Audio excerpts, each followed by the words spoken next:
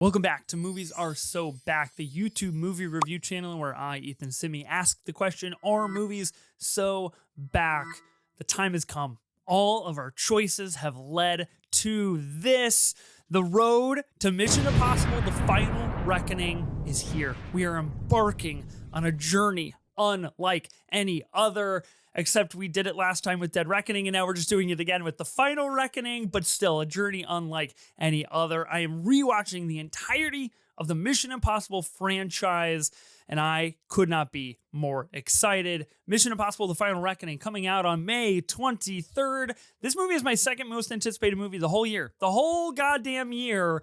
Mission Impossible: The Final Reckoning, number 2. So yeah, I'm a little bit excited for Mission Impossible: The Final Reckoning. You could say I've been looking forward to this franchise rewatch for quite a long time. It is finally here. I'm going to be talking about every single movie as I rewatch them, breaking them down a little bit, I guess, talking about mostly the random things that stick out to me the most about certain movies. And then at the end of each video, I'm going to be giving my updated ranking of the franchise, which I do anticipate to change substantially as I go through this rewatch.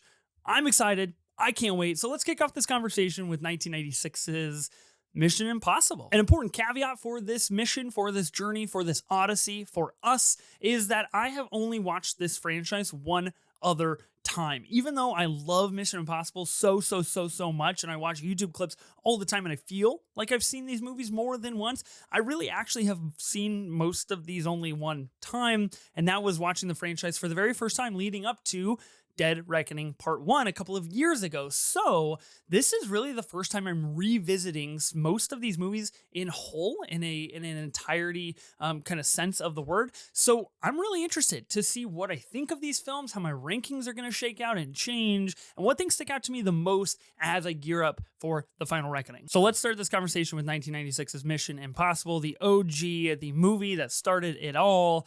I do not have a VHS player yet, unfortunately, so I have not seen this on VHS, but I own it for the day that I do because I think that would be really, really cool.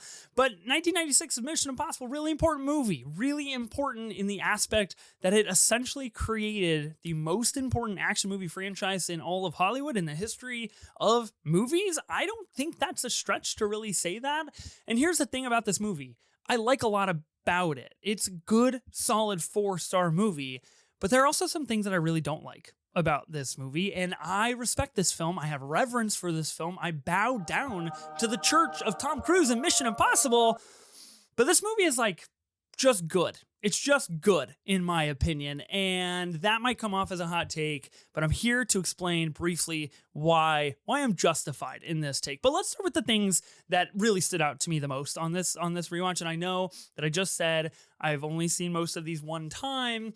This movie is the exception. I've seen it twice already, so this was my third time seeing Mission Impossible, and I will just tell you right off the bat, it doesn't get any less cool. It doesn't get any worse, that's for sure, but the things that I like are more so random and funny, and the things that I dislike are more so narrative-based. So let's talk about it briefly. I think this is undeniably the funniest entry into the Mission Impossible franchise until I rewatch others and remember that they are funnier. We'll see, yet to be determined if that statement changes, but as of right now, this is the funniest, and specifically because of the energy that Tom Cruise is bringing to this character, to the tone of this film and franchise from the very, very beginning. We get this moment where they kind of have a mission briefing. John Voight asks any questions, and Tom Cruise says, yeah, can we get a cappuccino machine in here? Because I don't know what you call this, and holds up his coffee. That's elite. It's just funny. It's hilarious. It's a great tone for who Ethan Hunt is. On that note, in that same vein, I think we, as a society, as a people, as a community, should be saying, "Hasta lasagna, don't get any on you." I think we should be saying that more often. Just frankly, I think that should be in conversation because it's an iconic line from an iconic movie, and it's funny. It's really, really funny. So I'm pro hasta lasagna, don't get any on you. One of the strongest aspects of this movie is the fact that it is undoubtedly top tier, God level Tom Cruise shouting, Tom Cruise raising his voice, and Tom Cruise screaming. Now, the reason that I bring this up, not only because I love it so much in the movie and in the setting and the confines of what it means in the Mission Impossible franchise and what it tells us about Ethan Hunt and his emotional attachment to the people that he cares about so early on in the movies that we don't even really know very much about him yet, but we know that. The fact is that this shouting is important not only to that aspect in the Mission Impossible side of things, but it's important to Tom Cruise as an actor, because in the late 90s, early 2000s, when he is going through this era of Mission Impossible, A Few Good Men, then he goes on this run of Eyes Wide Shut, Magnolia, he does Minority Report, he does all kinds of really cool things. Vanilla Sky, love Vanilla Sky in this time period as well. And he always has this demeanor about him in which he's able to kind of do the yelling, do the shouting, and turn it up to 11 at any single given moment. And he kind of exemplifies that in a lot of those films. So I think that is important, and it kind of sets the tone for who Tom Cruise is in this era of his life. I'm not going to recreate these screams. I thought about it. I just can't do it. I just can't do it justice. But here are the two that I mentioned or wanted to mention. My Team is Dead. The list is in the open, in the phone booth. Really incredible stuff. And then Wake Up Claire, Jim's dead. They're dead. They are all dead.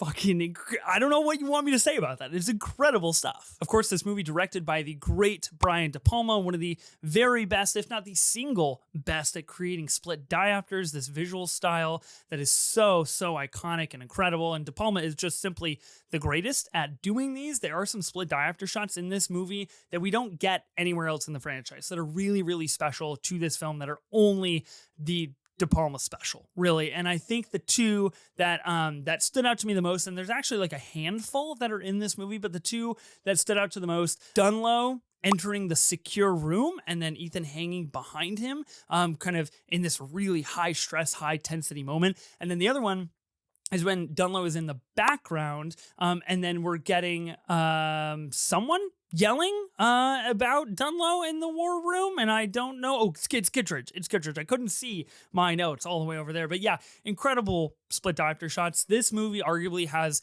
the greatest kind of cinematic auteurship value. Other things of note: magic from day number one. Ethan Hunt, he's just a magician. He just likes magic like the rest of us. I appreciate that. I commend the franchise for keeping that as Ethan Hunt's abilities, as one of his great many traits. I think that's incredible. Ving Rhames in this movie is honestly, he's just doing Marcellus Wallace from Pulp Fiction. He films Pulp Fiction a couple of years prior and then comes out with this, and he's just kind of giving off the same vibes, and I appreciate that. I think it's great. I think it's a great vibe that he brings. Of course, he changes significantly over the course of the franchise and his character and the tonality of his character, but something special about this and him being kind of like an outlaw initially and then coming back into the fold with Ethan Hunt is really cool. It is essentially, it's just Marcellus Wallace. So those are all the things that I really like, the things that stood out to me the most, the things that I thought were of note for this video, the things that I don't really like about this movie. I don't know if it's a me problem. I don't know what it is, but there's two specific things. Number one, I think this movie has a pacing issue. I think this movie has a pacing issue that, frankly, a lot of the other entries into this franchise just do not have. I don't know if that's because of the time period that it was created. I don't know if that's because they were trying to cram too much into this movie. I don't know what it might have been, but I feel like once we kind of get to the entrance to the third act where Jim and Ethan meet up on the phones and we kind of realize like, okay, Jim's not dead, I feel like things slow down significantly and we get just so much dialogue and we kind of like front load this movie with a lot of the action set pieces. And it just kind of doesn't work for me. Now with that comes the fact that I think this movie is like really convoluted. I think this movie is like incredibly confusing. I think it gets really messy with whose allegiances and alliances line with whom. And I just don't like it.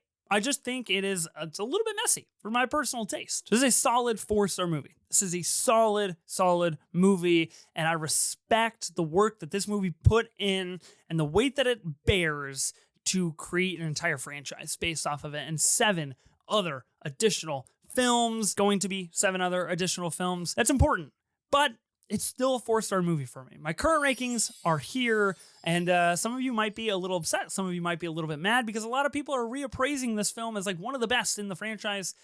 I'm just not one of those people, unfortunately. But I will say, I have a lot of reappraisals coming of movies that I do think are among the best of the franchise that others don't. What do you think of the original Mission Impossible movie? Where do you rank it against the others in the franchise? And are you doing a franchise rewatch in preparation for The Final Reckoning? If not, you should join me. We should do this together. Accept the mission, and we will do this together because Mission Impossible The Final Reckoning comes out on May 23rd. It seems like a ways away, and it's not. And I think, honestly, we're just all going to see Cinema Heaven that day. I can't wait. I can't wait to do all of it. Let me know what you think of this movie in the comments below. Don't forget to like this video, subscribe to this channel, and hit the bell so you're notified every single time I do upload a new video. You can also follow me on Letterboxd for all of my movie musings over there, and I will see you in the next video.